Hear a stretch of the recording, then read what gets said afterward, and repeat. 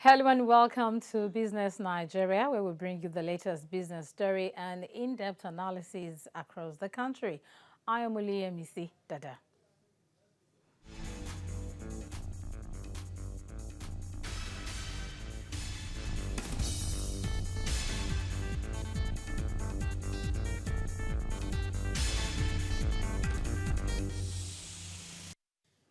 Now, the federal government says Nigeria is saving $4.5 million daily from the deregulation of petroleum products, and that's about 1.4 billion naira. Minister of State for Budget and National Planning Zainab Ahmed disclosed this during the second presidential economic communications workshop. She said the action helped reduce the importation of PMS, which consumed $7.9 billion, about 30% of the country's foreign exchange last year. She further stated that the deregulation policy had brought about a 50% reduction in the daily truck out from loading depots. Now, chronic power shortages have hindered the country's development for decades and are one of the biggest constraints on investment and growth in Africa's biggest economy, which is in recession for the first time in more than 20 years. And now, the Office of the Vice President has announced that Nigeria has signed agreements to add more than 500 megawatts of capacity to the national grid. Africa's most populous nation produces less than 4,000 megawatts, but requires around 10 times that amount to guarantee power for its about 180 million inhabitants. The Vice President's office said a number of agreements had been signed, including ones with the World Bank and Niger Delta Power Holding Company. The Vice President also said the agreements would open up the new opportunities for investment in Nigeria's gas and power sector.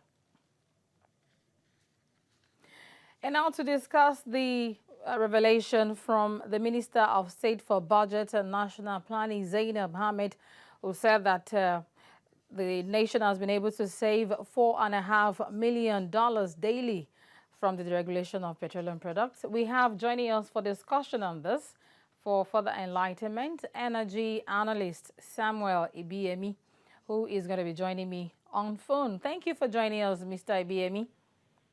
Good afternoon.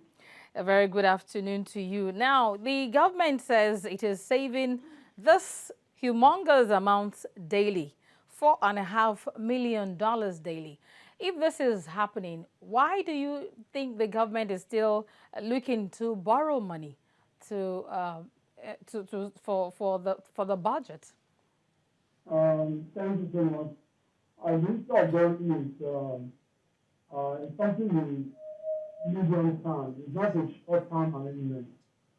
So when you're looking at the MTN, the medium-term loan arrangement, which the president submitted to National Assembly without any backup, it's not something that they are looking at immediate solution.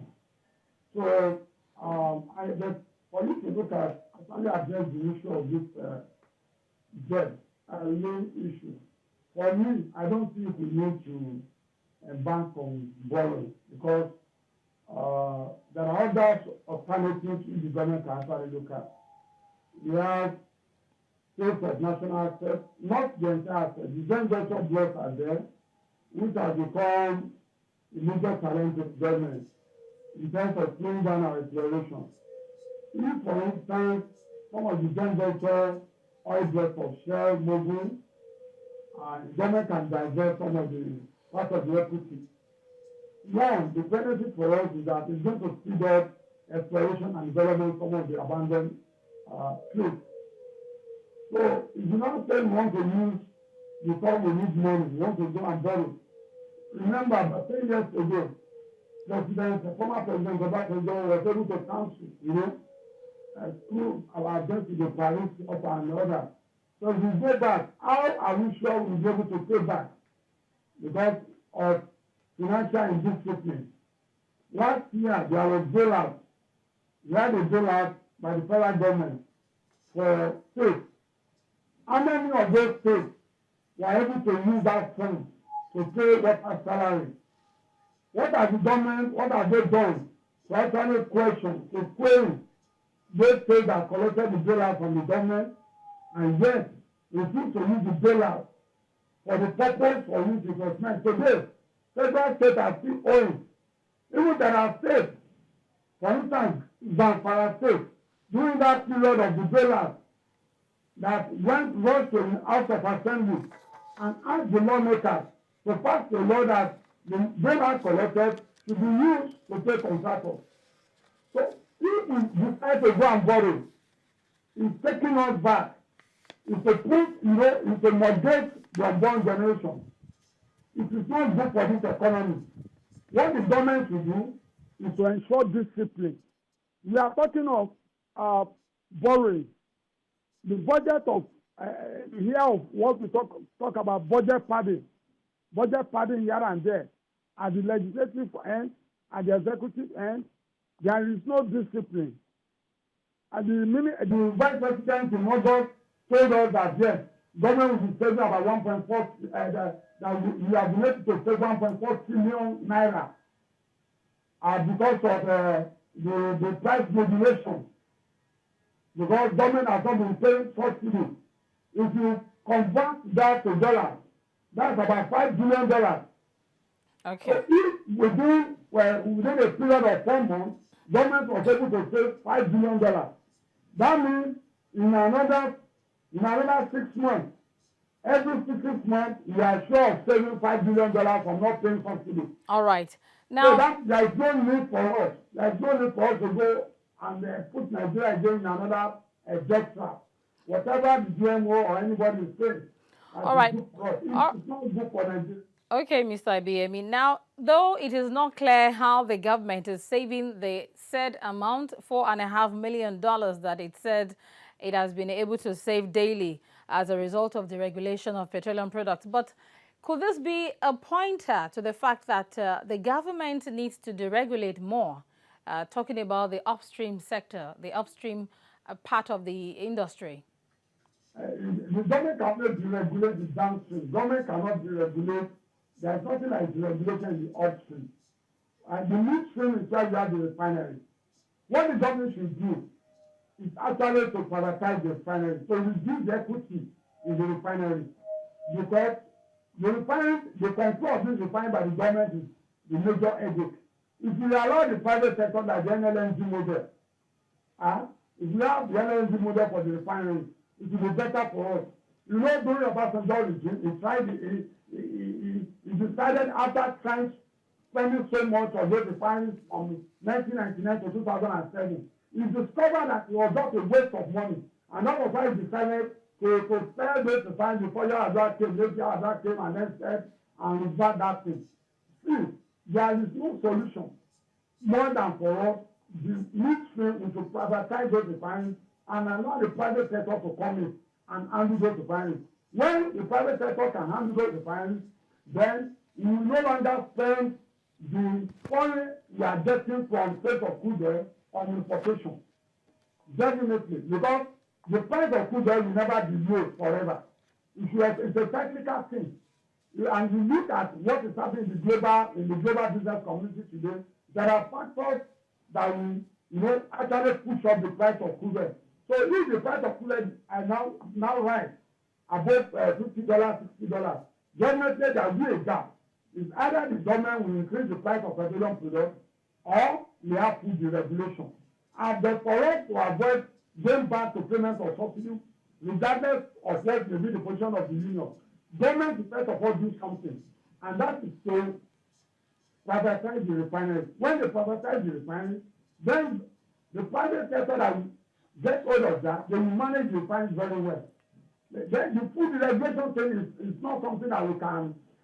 There's no alternative to food deregulation because in a regulated environment, for instance, you can't tell me how much I'm going to sell my newspaper. When the cost of printing my newspaper will determine how much I'm going to sell. So for anybody that's also going to buy into those refineries, they want a situation whereby there's food deregulation. If they buy crude oil at $50 per barrel, they want to sell. By the time they have the refining cost, they want to sell at the market price. The only thing the government can do through the PPRA is to put a cap on it so that the private sector will not exploit. The example of the telecom sector is still there for us to learn. Definitely, the subsidy thing, at the time we eliminate the issue of subsidy, it will then be possible for us to invest in agri where we have comparative advantage. That cheap labor where we can use to actually support the mechanized farming, and then we'll be able to add value to whatever we are exporting. The same thing with crude oil. If we have several refineries, and we have the government-owned refineries, we have private refineries, if we can learn how to add value to whatever we are producing, then our product will become highly competitive in the global market. For me, the regulation is the way forward, and if government is actually going to support the regulation, but for me, I'm not so sure the government, because most of government aids are also benefiting with subsidy things. It's not because the price of crude oil is down today. When the price of crude oil is high, it begins to rise. You will not see that the language of the government is going to change, because government officials, I think from the ongoing probe by EFCC and others, you will see that yes, government officials are actually part of the fraud. It's not subsidy, we call it subsidy fraud. That's what I can say. Okay, now since the prices of crude oil on the international market dropped, the government has been looking towards putting more investment in other sectors of the economy. But ExxonMobil recently discovered another 1 billion barrels of oil in Bayelsa. And when you look at this, then you begin to ask the question, should the government pay more attention to investing more in the oil industry, or should the government diversify? What's your opinion? For me, you see, there are two ways to it, because most Nigerians, they don't understand the real issue of the oil industry. And that's why they are saying that government should divert from the oil and gas. Oil and gas remains the major source of revenue generation for us in Nigeria for now and even in the medium term. What we can do, because we continue to still remain the best option for us to get out of recession. So, for me, the government will still increase funding of oil and gas exploration, development, and production activities. We have been producing, we are not adding. And that's why you see that our results have been dropping. We've had over 30% drop in our result level. And when you are producing, you are not adding. At a time, you see that it will be very difficult for us to grow. Gas is there. We also have advantage in gas. And gas today, we need gas for power, we need gas for LNG. So if you now say that yes, we want to invest in agri, agri is good. Government should focus on it, but we should not devote all our resources to agri. You are forgetting about pestilence. Do you know why banks don't give loan to farmers? Because there are natural factors which farmers do not have control over. So if we now decide to put all our resources in agri, by the time we now add some of these natural factors that will actually affect output production. So for me today, oil and gas remains the major source of revenue generation. If we have our budget, we should continue to focus more on exploration. Our inland basins are there, even solid minerals.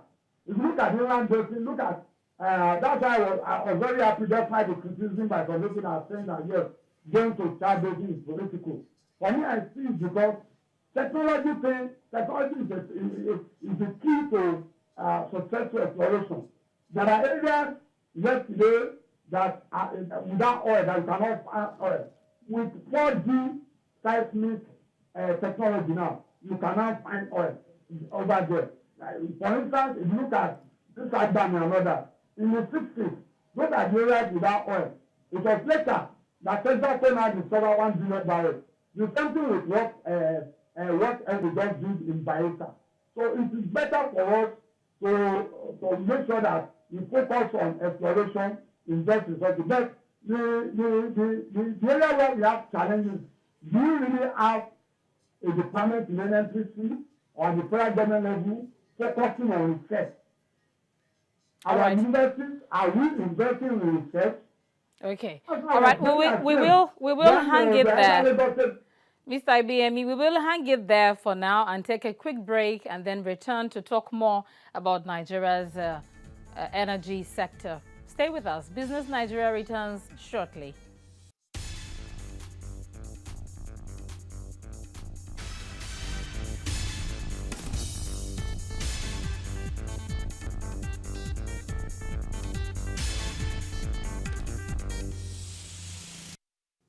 Glad to have you back. You're still on to Business Nigeria on Television Continental. We're still looking at Minister of State for Budget and National Planning, Zainab Ahmed's revelation that the federal government saves $4.5 million daily from the deregulation of petroleum products.